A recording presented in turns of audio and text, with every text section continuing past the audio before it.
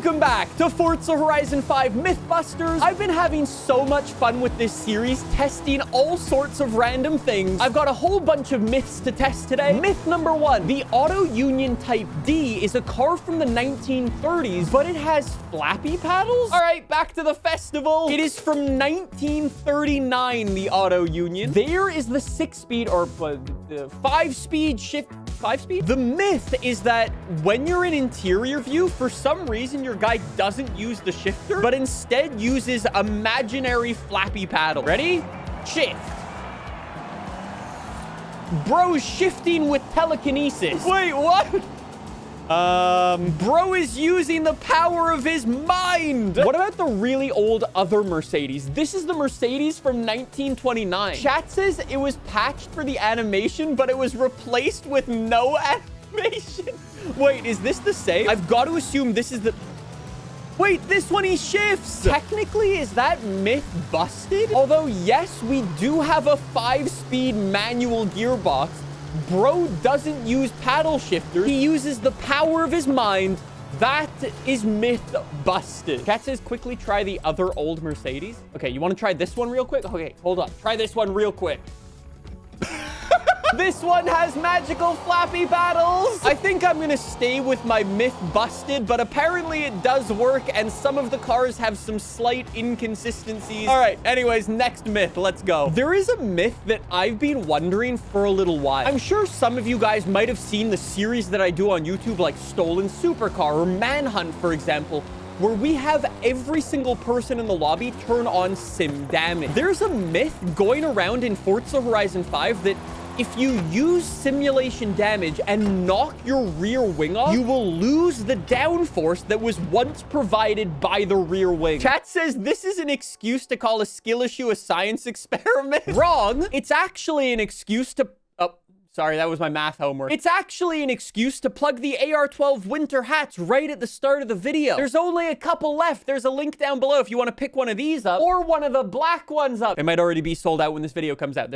Go grab one if you want one, or both. You can always grab both if you want to flex on people. Let's get the rear wing on here. Thank you very much. A nice bit of rear downforce Forza era, just to make my life easier and so we can actually see what the tuning is doing. At least try to. I'm gonna crank the downforce for the rear arrow, so that way when it falls off, hopefully there'll be like a bigger change. I guess we'll do our first run with the rear wing. We'll make a note of what the top speed is, or if we don't hit our top speed for whatever reason, we'll make a note of whatever the speed is as we cross the line. 176, 177. If the rear wing comes off and suddenly we're doing like 190 by this point, then for sure it works. 183 though, 184. Okay, I think for this myth to be confirmed, it's gotta be like a drastic difference. I need to try to knock the wing off while doing as little damage to the car as possible. A little difficult, but I'm gonna try to do it as cleanly as I can, okay? That was easier than I thought. The engine is broken. Hold on. I can do that, but not as hard. Perfect. All right, we've got 7% engine damage. Wait, what? I debadged the car when I crashed? I crashed so hard the badge is gone. Okay, the engine being in the back was a considerable flaw because as it turns out, 7% engine damage has some pretty drastic effects on your performance. I'm gonna try this with a front engine car and try again. Maximum speed in the Mustang, 170 miles an hour. All right, simple enough. It's off! The engine and gearbox and transmission all totally fine. The rear brakes are a bit shoddy and the rear suspension, but I don't think that should really affect the speed that much. So if this thing now can do like 180 with no rear wing, then myth confirmed.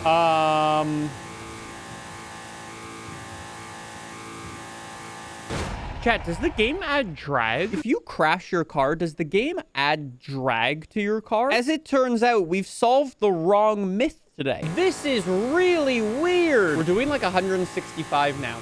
We have slightly less damage than we did before. I think we just confirmed a different myth. If you lose your rear wing, do you gain more top speed? No.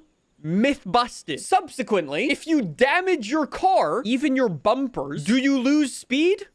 Yes, myth confirmed. I'm sure there's some other intricacies for that one that people can figure out. I would definitely urge people to give it a go. The Toyota Camry race car has stickers for headlights. But when it's nighttime, the stickers illuminate like they are real headlights. I really do have the most observant viewer base of all time. Like I said, if you want to submit myths to this series, feel free to do so. Anyways, those are the headlights, which are stickers, obviously. As soon as we enter like the threshold of the tunnel, the headlights, if this myth is confirmed, will come on.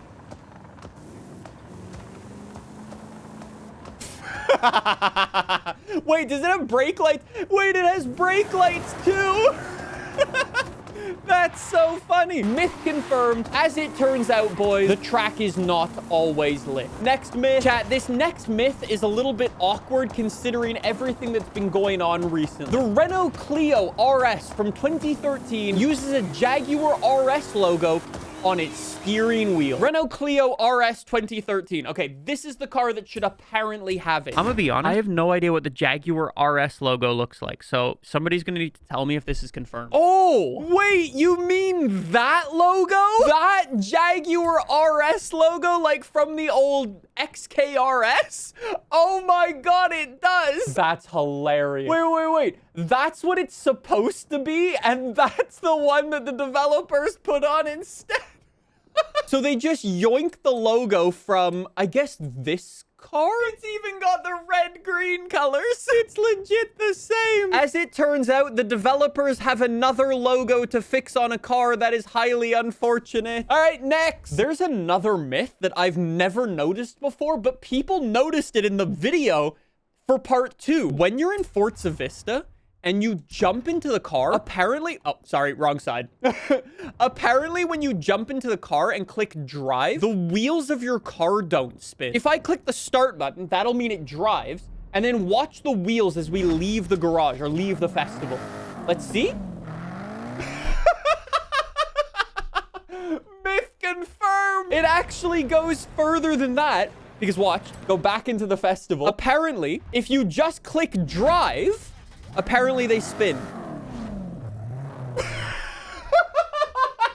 So there's some weird glitch where if you go into Forza Vista and get into the car, it will stop your wheels from spinning.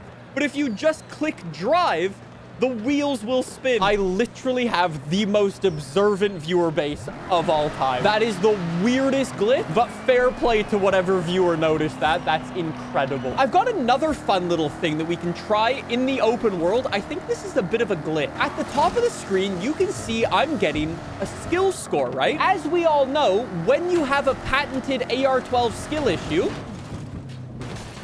like that, you will lose your skill score. There's a myth in Forza Horizon 5. If when you've got your skill streak and you're about to lose it, if you're in Forza Online, so if I go over here, Forza on, I'm already online, perfect. And then before I crash or flip over, if I enter drone mode, it'll basically save my skill streak. If I'm gonna crash into this wall over here and pause, I would have obviously lost my skill score if I crashed into that. I crashed into it with drone mode, but then I exit drone mode.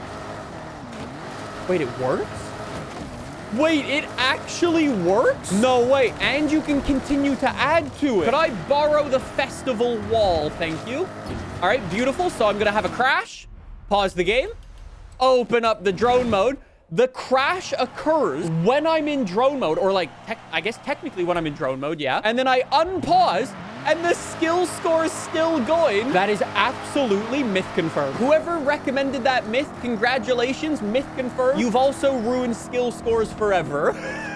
I do need to address the elephant in the room. I tried to investigate a myth about bigger wheels affecting your car's grip level. And a lot of people said that I didn't test the myth properly. I have a new testing method and I'm going to try it again. Apparently, in Forza Horizon 5, if you give your car bigger wheels, not bigger tires, bigger wheels like the rim, you will get more grip from your car. This should be a perfect test mule. The 911 Turbo from 1982. Okay, perfect. They are 16-inch and I can upgrade them all the way to 19-inch. I'm basically gonna lock it in, I guess, third gear. That might be a bit slow. Okay, second gear, and then we're gonna turn fully, and then eventually we'll get grip and we'll be redlining. Now we're redlining in second gear, 98 miles an hour. Now if I pull up my G-force graph, it's going between 85, and every so often it goes to 1, but it's 85 to maybe high 90s. Now let's swap the tune to the regular tune again. All right, now let's throw the 16-inch variation back on. If this myth is confirmed, I should be pulling less lateral G's than with that version. And although it won't be obvious on the video, my turning circle will be slightly bigger. Chat, why is this one sliding so much? Trying to get up to the speed. Okay, there we go.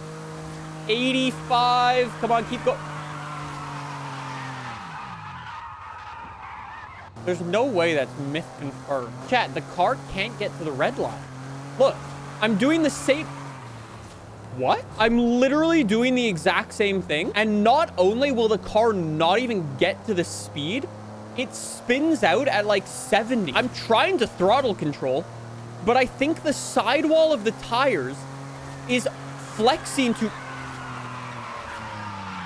That's at 50% gas. So it's actually myth confirmed. You're able to lean on your smaller sidewalls so much harder. Chat's out here saying Forza physics, I guess. Chat, that's a fully real thing. The sidewall flex of your tire might seem like irrelevant, but it makes a huge difference in real life. That's why so many supercars have big wheels. And apparently it's a thing in this game as well. I think maybe phrasing it as you get more grip with bigger wheels is a little bit misleading, but 1000% you can corner harder with larger wheels. I've got a sneaking suspicion that this next myth might be myth busted as well. The Ferrari F430 flashes its front right indicator when it's braking. There's no way it does that, and we haven't noticed. I feel like that's something I would have noticed because I love the Ferrari F430. Okay. Wait, what? Wait, it works? Wait, what? If you press the brakes, your indicator on the front comes on. As it turns out, it is not myth busted. I am just apparently less observant than all of the viewers who watch my videos. Well played. Well played. Forza Horizon 6 indicators confirmed. Well done. Do I now get to title this video "Working Indicators Confirmed"? It's technically true, but it is also clickbait. But I have the moral high ground because it's true. There was actually a follow-up to this that said, at night, the Ferrari 360 Challenge Stradale flashes its headlights when you brake. That's part 2? Ferrari 360, is this broken too? What?